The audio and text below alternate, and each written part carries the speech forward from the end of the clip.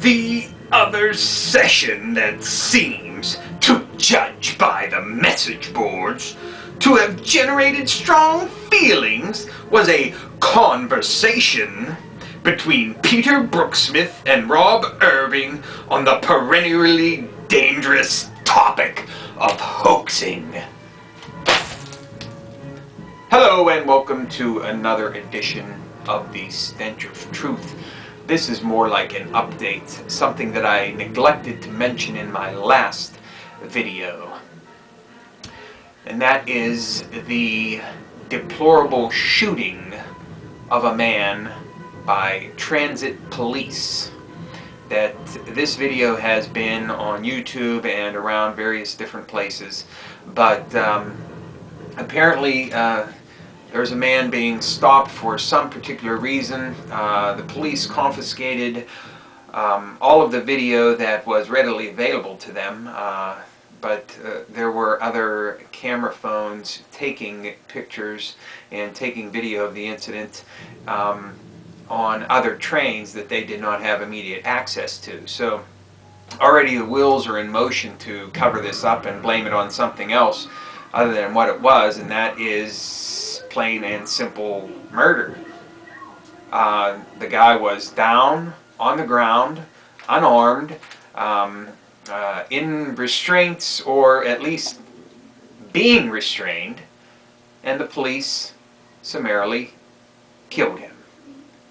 Now, it may be, I've heard the story that it's possible that the officer in question thought he was pulling his taser, and believed he was pulling his taser in order to further subdue the man, even though he was already subdued, and that may in fact be the case. But this points out a very, very real problem that is plaguing our cities today, and that is the rogue nature of our police. Now, I don't want to blanket say that all police everywhere are evil, horrible, sadistic fuckers, but there is a growing list of police brutality and police actions against individuals that are totally unwarranted and totally uncalled for the situation that they are in. If they cannot tell the difference between a deadly situation and one that isn't, they have no fucking business being in a goddamn uniform supposedly protecting us. Now, I want everybody to remember something. You have no right to be protected by the police. And you should never, never fall back on thinking that they're going to come to your fucking defense. Because you do not have a right to police protection.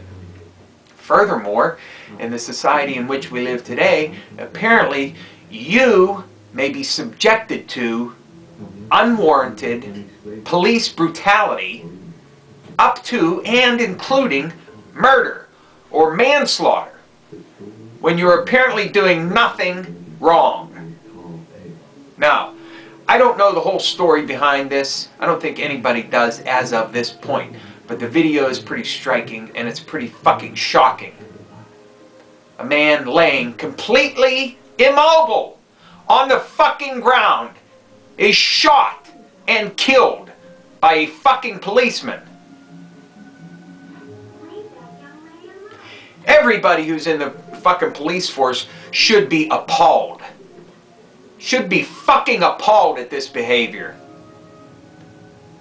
And if they're not willing to clean themselves up and get these fucking psychopaths out of there, maybe it's time that something be done to clean the fucking psychos out of the police force.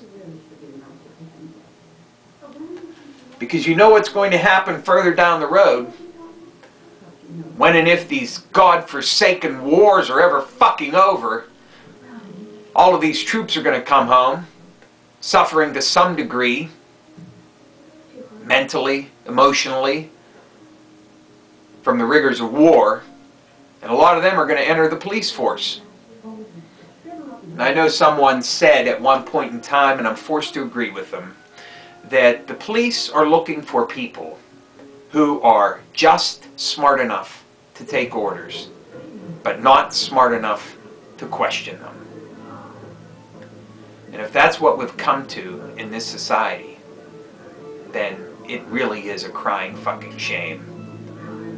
Because the police are your first local source of defense and your first local place that you can go for authority, for order, for protection, all of those things that society stands for.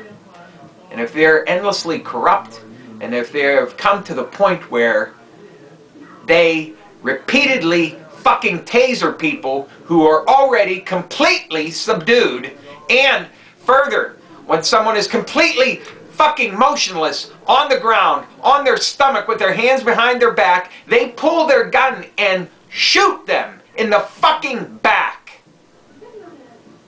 then it's time that something be fucking done.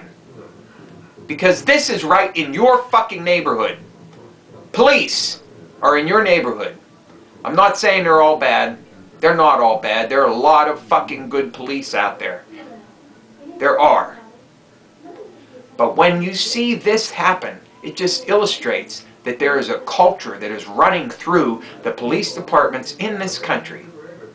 And that is a culture of psychopathic proportions. Something has to be done. I hope the police will clean up their own fucking act. But if that doesn't happen, then they need to be cleaned up, and you need to get these psychos out of there.